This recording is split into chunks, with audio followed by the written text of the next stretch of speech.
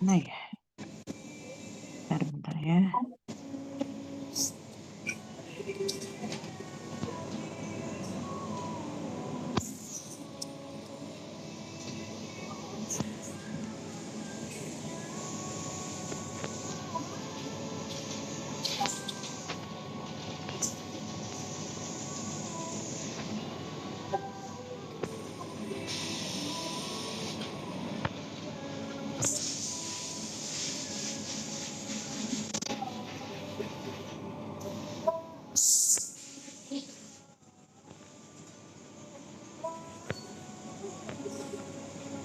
Ya, kemarin udah sedikit dikit lagi tanggung kemarin.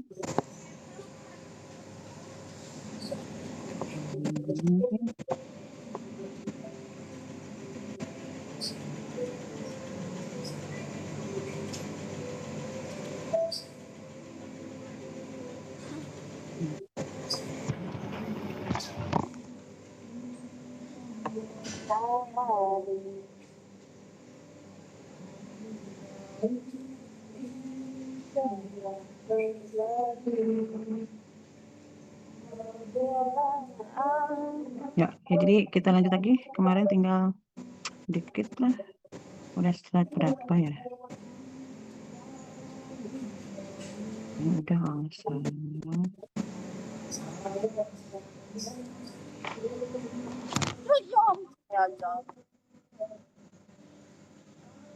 Ini konsepnya ya. Ini ulang dikit deh. Narsiti masuk ya. Peran emosi kognitif dalam respon individu terhadap resiko. Kalau kita lihat di sini terlihat bahwa peran emosi itu ada terhadap respon individu itu ada pengaruh emosinya, ada proses kognitif atau pembelajarannya di situ, pemikiran secara rasional atau berdasarkan dari wawasan atau pengalaman yang dia miliki, itu juga berperan di dalam menilai risiko. Kemudian yang terakhir ada interaksi antara pengaruh emosi dan pengaruh proses kognitifnya. Ya, jadi emosinya takut ngambil keputusan atau emosi itu jadi mengambil keputusan itu jangan lagi bahagia banget, jangan juga lagi sedih.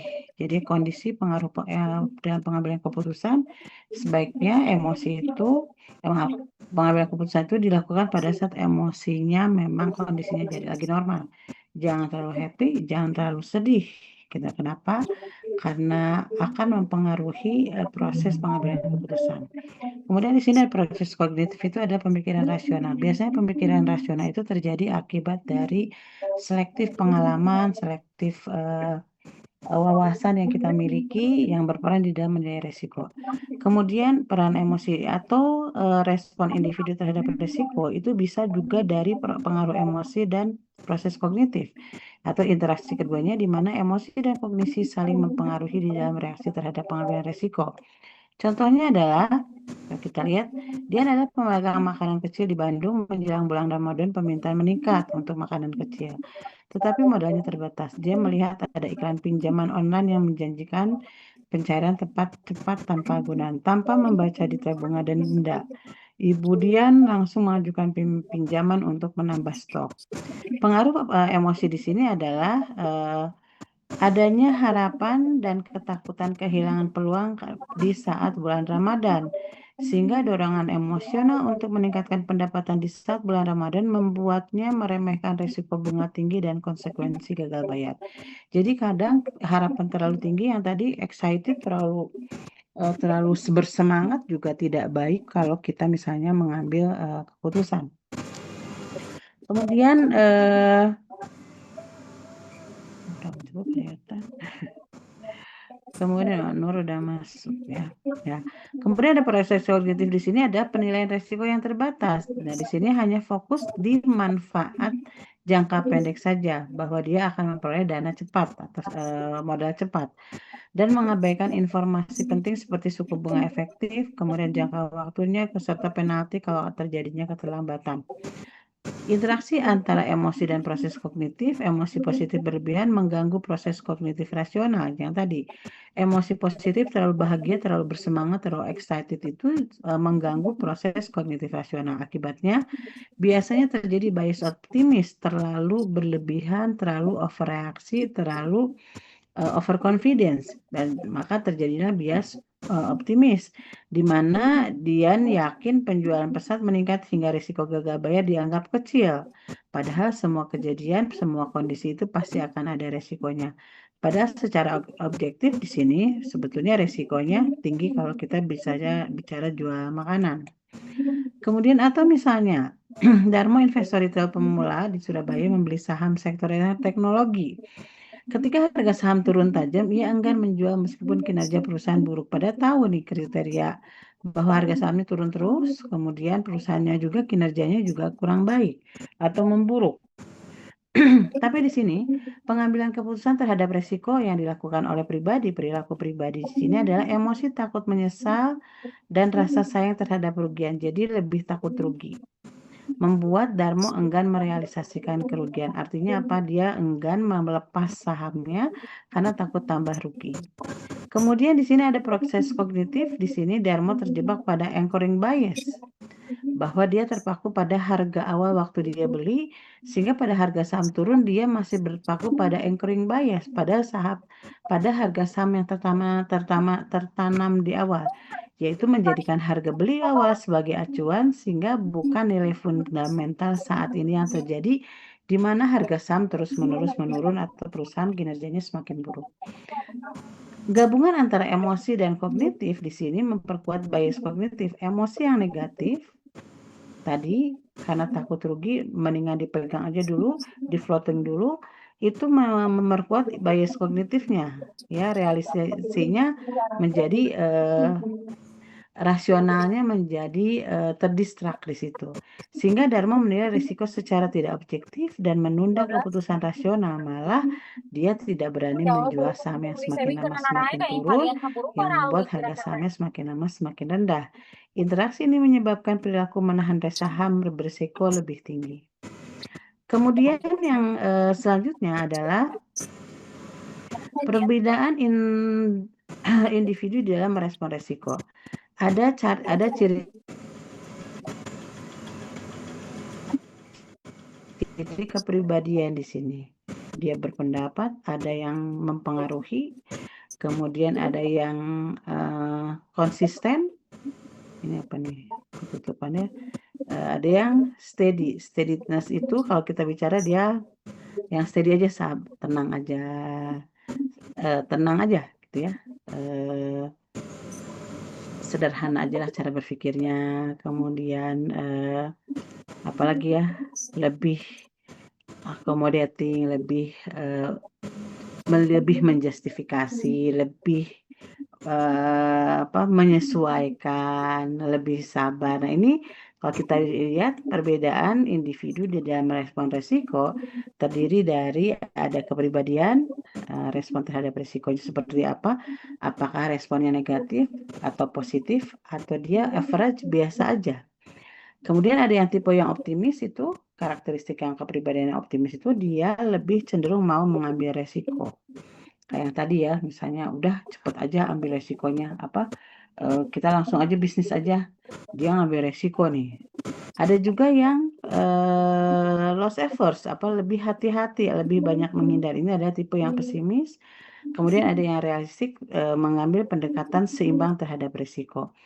Nah, kadang saya pernah ada nih rekan saya, jadi dia udah biasa transaksinya pasar uang. Kemudian karena dia rugi banyak di pasar uang, langsung miskin mendadak. Akhirnya ya, nah dia sudah biasa lebih cenderung mengambil risiko. Pada saat diinformasikan, diberi pandangan tentang yang sudah ambil saja saham, dia menganggap saham itu terlalu dia bilang ngambil saham itu terlalu pesimis, terlalu menghindar, terlalu berhati-hati, terlalu lambat dan lain sebagainya. Jadi kadang banyak juga, bukan ada ya, banyak orang yang optimis, dia cepat lebih cenderung mengambil risiko, itu sangat banyak. Ya, ada yang realistis ya, ini biasanya yang yang prinsipnya sederhana aja, yang steadiness ini ya, dia sabar-sabar aja, humble aja gitu ya, Nah, ini adalah yang realistis.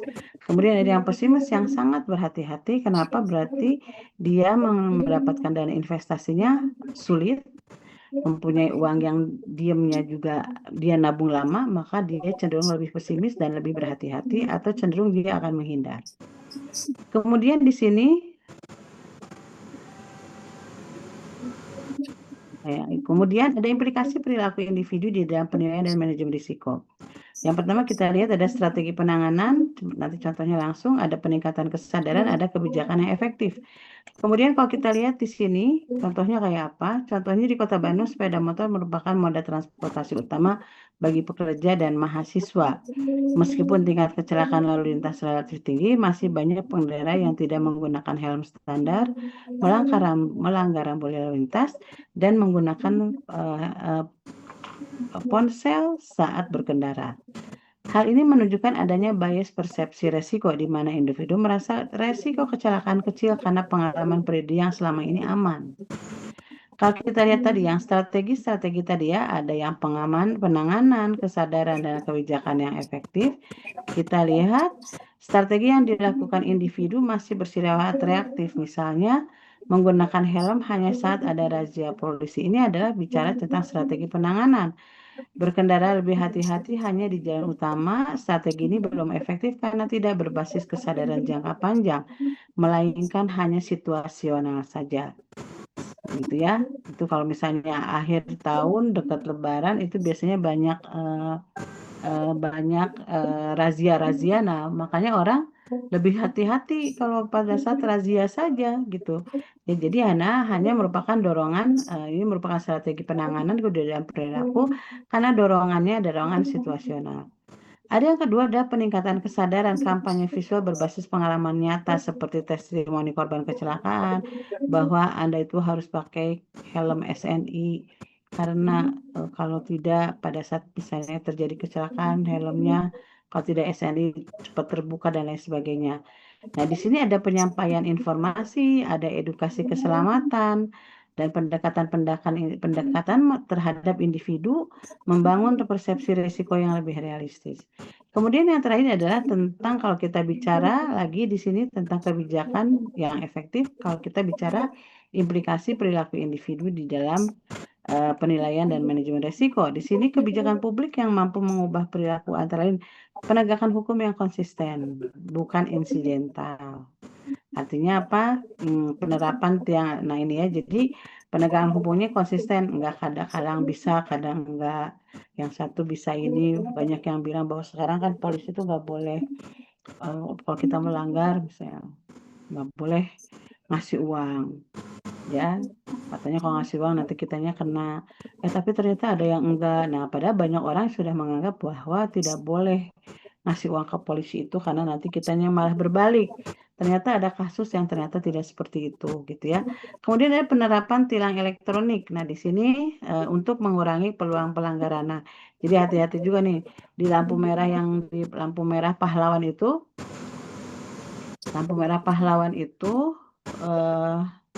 itu sangat tilang elektroniknya sangat berlaku ya. Jadi hati-hati pakai handphone di situ, lebih dari batas. Nah, itu akan ada, jadi banyak nih dosen kan pasti lewatnya di situ ya.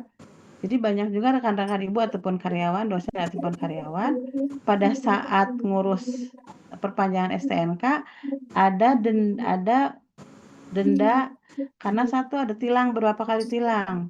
Ada juga supir kampus, dia kena denda tambahan pada saat ngurus STNK itu dia pegang handphone di lampu merah gitu. Itu kena tilang juga, jadi ada tambahan lagi biaya dari pada saat perpanjangan STNK.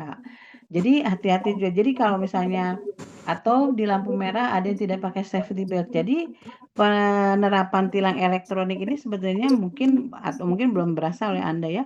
Tapi penerapan tilang elektronik ini sudah berlaku. Jadi sekali lagi kalau di lampu merah nggak boleh pakai handphone, megang handphone atau lagi nelfon. Kalau pakai mobil harus selalu pakai safety belt. Kemudian naik motor atau naik mobil jangan melebihi batas garis-garis itu di lampu merah gitu ya. Nanti kenapa?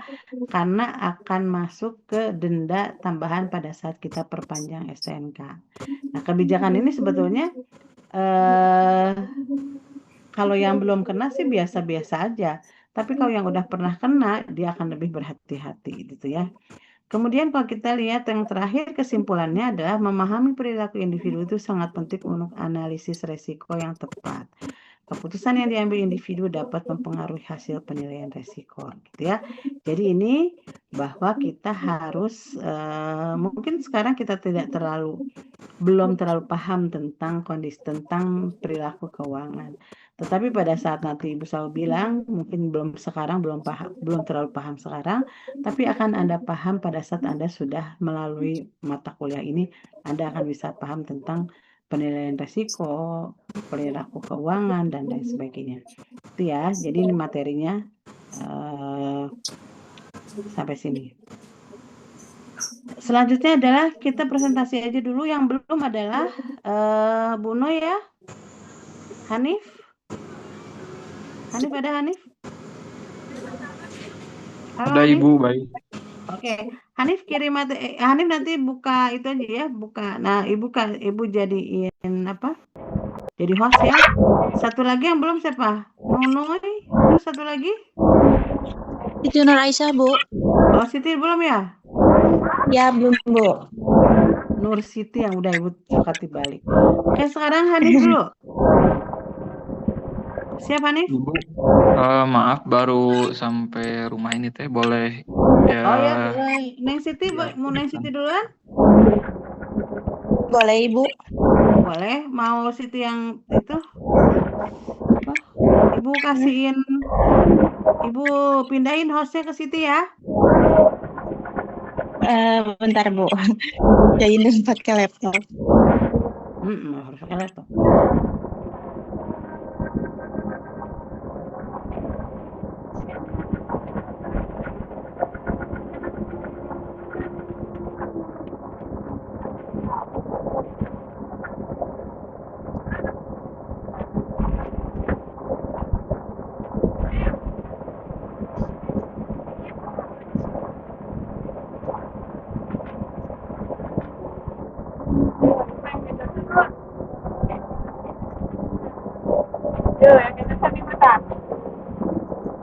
Gimana sih? Atau Bu Noy mau duluan?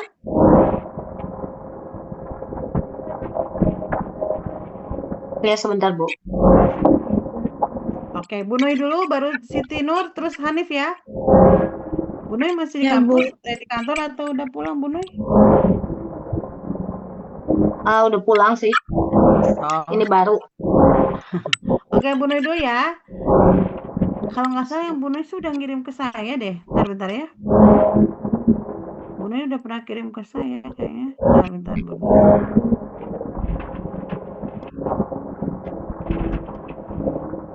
Ini bukan Bu Noy?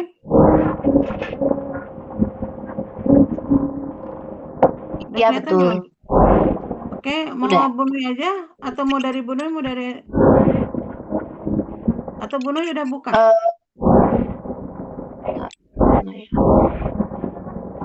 Hostnya saya kasihin ke Bu Noy aja ya. Boleh, Bu. Oke, Bu Noy.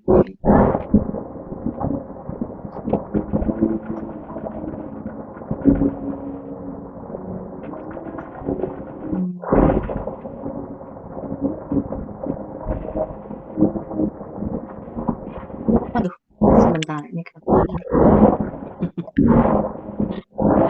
Tenang aja.